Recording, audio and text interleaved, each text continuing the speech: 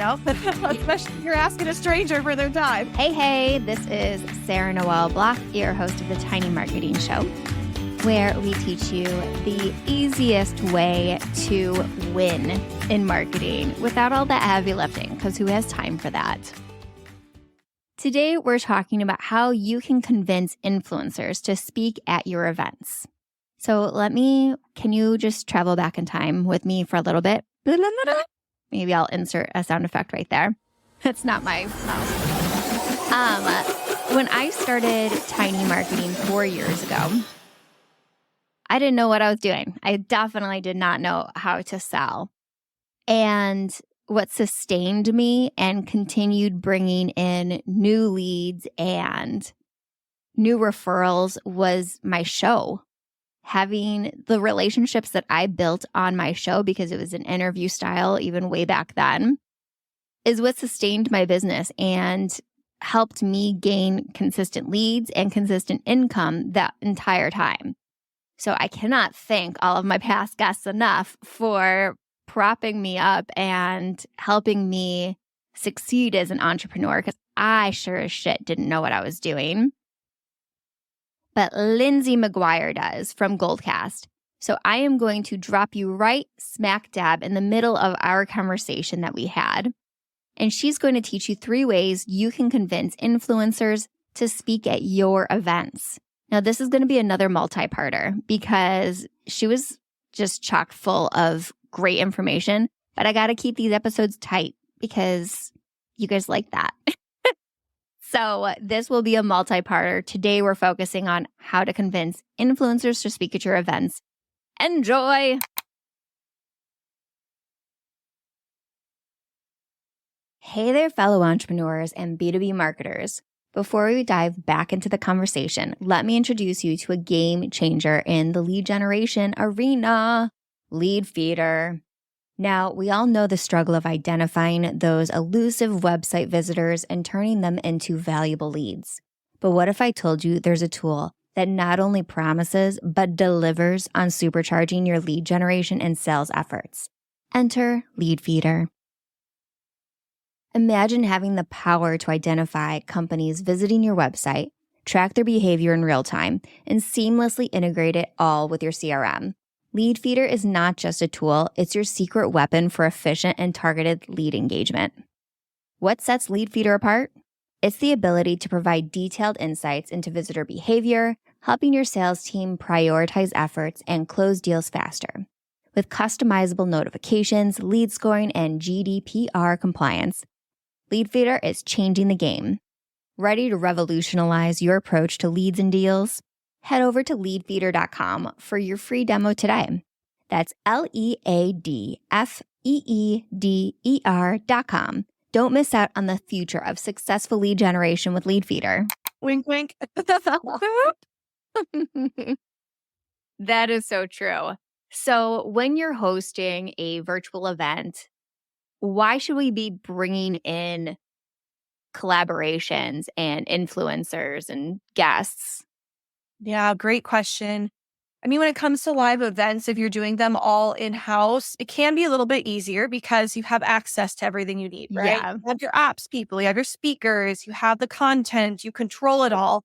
But at the same time, you're really limiting your reach and your access and who you're bringing to the table as net new people, because when you have a guest speaker, guest presenter, you're tapping into their market, right? And you're getting their audience, especially if it is someone who you might qualify as an influencer, quote unquote status, or whatever you want to put in that plug and play there.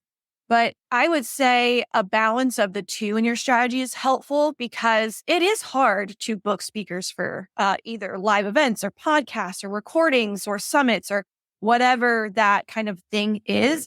It takes work, it takes hustle, it takes a network.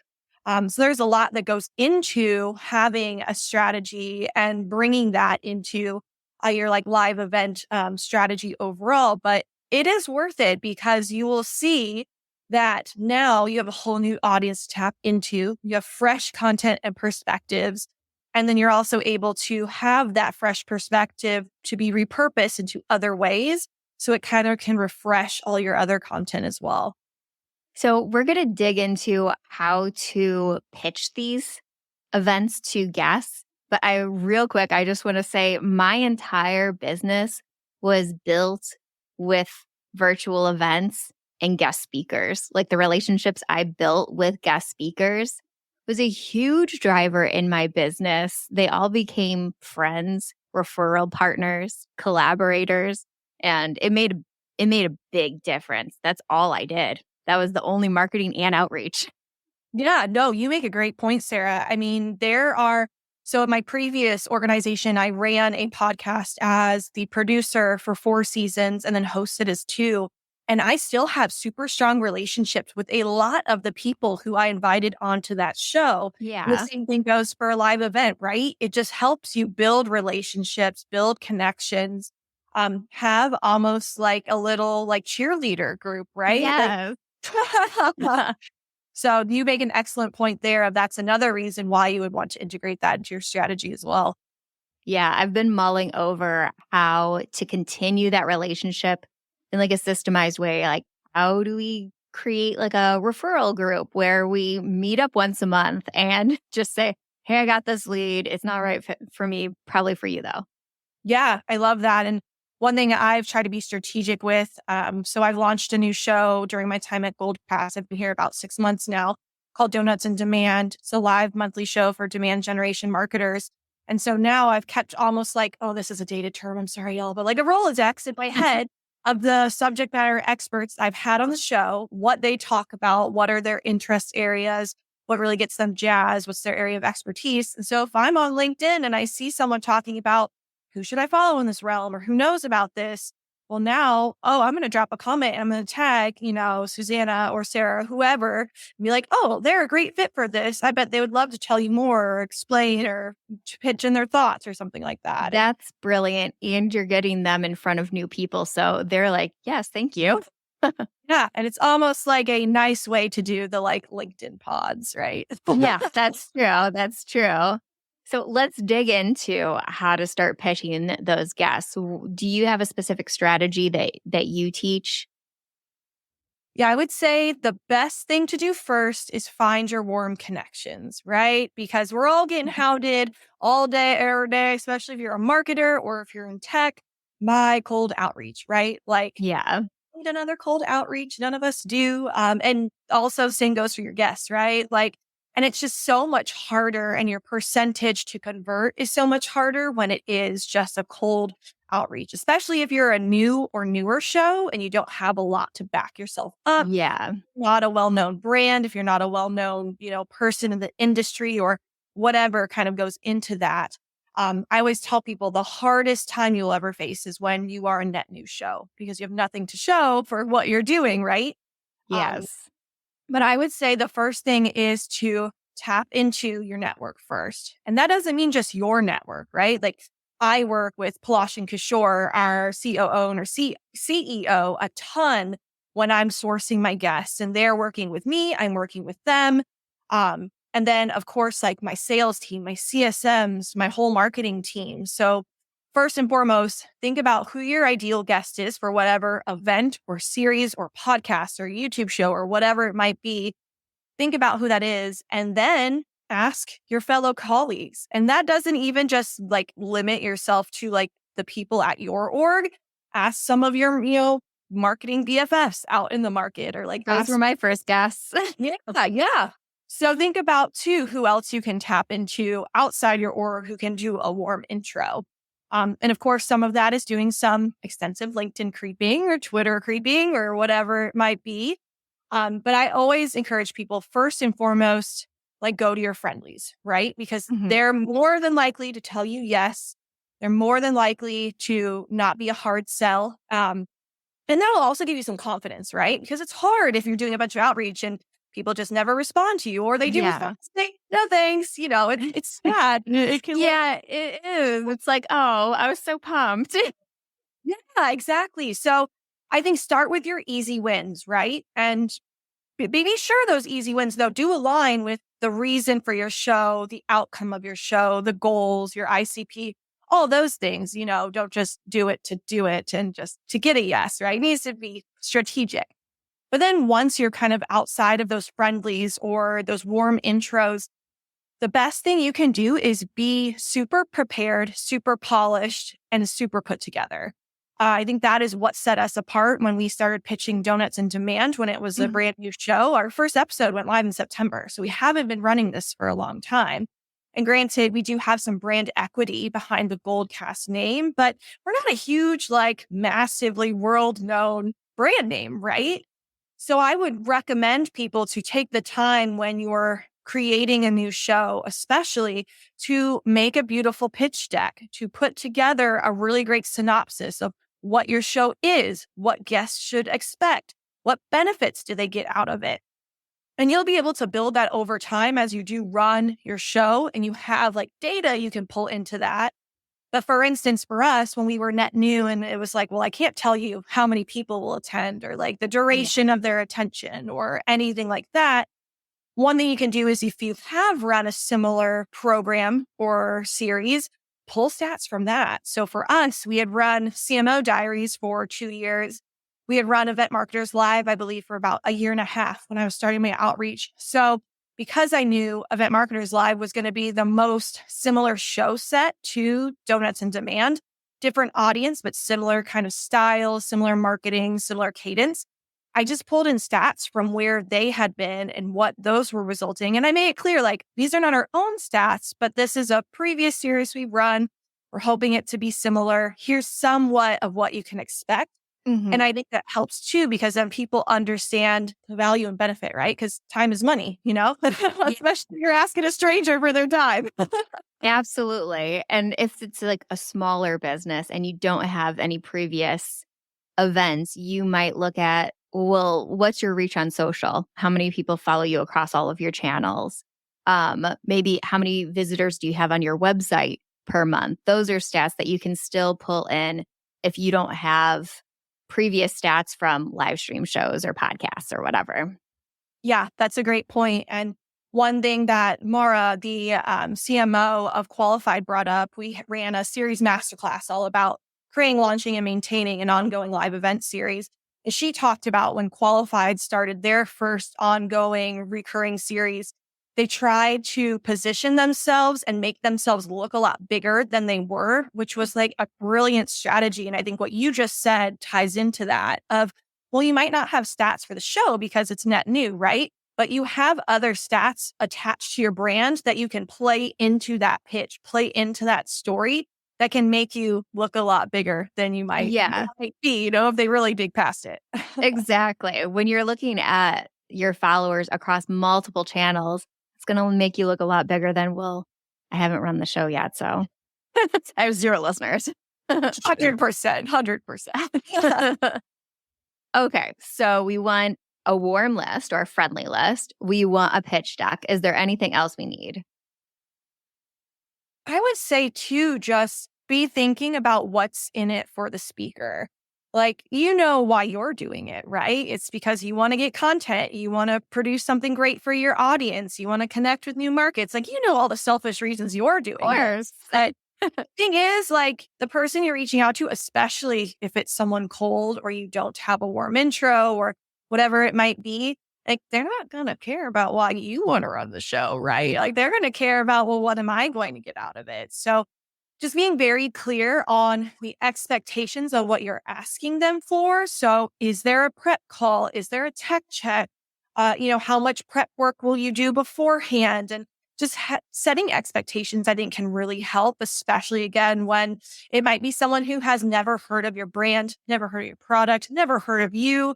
The clearer and more crisp you can be, the more likely they are to be able to make like an educated decision quickly and easily and be encouraged to do so. Because a lot of people will just ghost you and it's fine. You're just going to have to deal with it. So, yeah, ghosting happens. But I think that the more clear you can be on expectations, and then also, again, like, what are they getting out of it? So who is your audience that the show is going out to? What's the expected either attendance rate or listener rate or the known if it's a show you've been running? Just painting them a very clear picture of like, why is this valuable to you? So for instance, in my Donuts in Demand pitch deck, we have one slide that just kind of talks about how you'll get promoted in front of an email list of over 10,000 marketers. You'll be in front of our audience of over 12,000 on LinkedIn. You'll receive video clips and audio clips and this whole gamut of items that can help you position yourself as a thought leader. So just being very clear on what's expected from them to participate and then what do they get back in return. Yeah. And if you have any kind of speaker incentives, make that clear, right? Like, I think that really helped us with some of our outreach for our AI summit is that we did have a speaker gift that we gifted upon their. That's a good idea. Yeah. And for some people, that is the trigger, right? Because they are getting theoretically like paid for their time. So be clear about that if you have the budget, because that will get you yeses. Another thing that gets yeses more often is if they're allowed to pitch. Some speaking engagements don't allow you to pitch. So if they're able to pitch or explain their offer at the end, then that's a bigger incentive too. Yeah. And backlinks as well, right? Oh my gosh, yes. There's a lot of people who will talk about the reason why they will do a podcast or a live event or a show is because they know that they're going to get those backlinks across all the platforms that show is running on and then all the content that's going out the door for that. So that's another kind of lever to use as well. I was actually going to bring that up. I think that I'm on multiple podcasts a week, and it's because of the SEO juice that I get from it. Like all of that real estate from those backlinks that you get from being on other shows makes a huge difference. So in your pitch, you could also include like your domain authority. Oh, yeah. I hadn't really thought about that, but yeah, that's interesting too. Oh, smart. Have to add it in my list of levers I can pull. Yeah. And they're going to get at least like probably 4 backlinks from different platforms. So a couple things, SEO juicy incentives.